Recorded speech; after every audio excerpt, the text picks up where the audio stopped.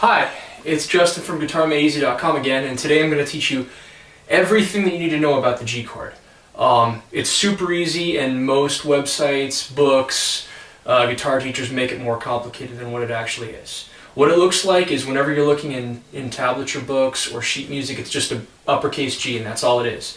You're not going to find an M next to it that's a G minor, or a 7, which is a G7th, or a 5 next to it, next to the uppercase G. That's going to be a 5th chord.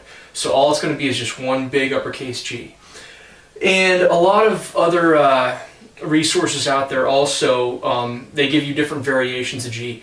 I'm going to give you the cut and dry, most general G that you're going to see out there. This is going to be the most common G used in all music. And once you learn these basic chords, you can basically play any song out there. Pretty much every song is made up of just a few basic chords, and then the artist elaborates on those chords, uses different variations. But this right here, this is learning to crawl before you can walk.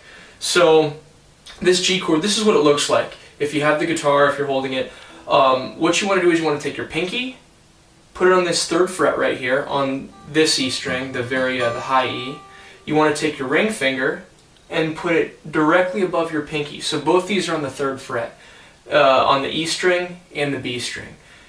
These two strings you're not going to touch, the two in the middle, which are the D and the G, strings.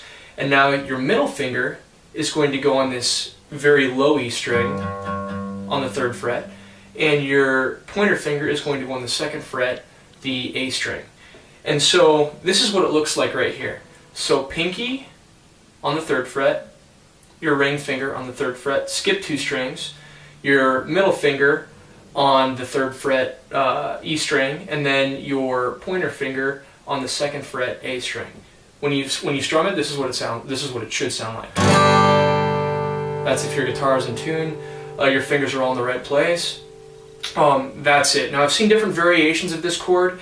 A lot of lessons and other websites will teach the chord without using this ring finger on the strings. So you're actually playing the D, the G, and the B chord all open. So this is what it sounds like. You can kind of hear the difference.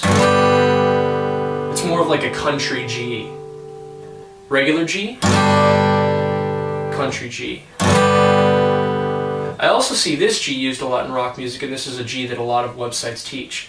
Take that same G that I just taught you, and then take your pointer finger, pull it off, and use your middle finger to mute that 2nd string. So when I talk about muting that 2nd string, that A string right there, you want to make it not ring when you strum the chord. So you're taking this finger and you're just touching that next string so it doesn't play that chord. So this is what it should sound like when I strum it. It's more of like a rock guitar chord. This is the chord that AC/DC always uses. But as you can see,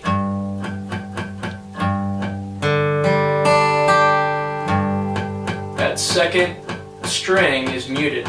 So that's what it sounds like.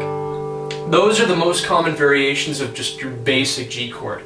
But the one that I want you to learn and practice over and over and over again is this one right here, and that's the general G that I just taught you. Your middle finger on the 3rd fret E string, your pointer finger on the 2nd fret A string, the 2 middle strings open, and then your pinky and your ring finger on the 3rd fret, both E and B string. Make sure all the notes ring, and that's all you need to know about G. Once you have this chord down, this is the same chord that they used in American Pie, Brown Eyed Girl, all those famous songs, all those campfire songs you hear, Green Day, Time of Your Life. This chord is extremely popular, and once you learn this chord and get it down, you're good to go. So this is the type of chord I want you to learn. This is the most common chord that's out there. Keep checking back and check out my other lessons on guitar chords. And if you have any questions, let me know, give me feedback. I'm happy to hear it. So thanks again for watching, and I'll see you in the next lesson.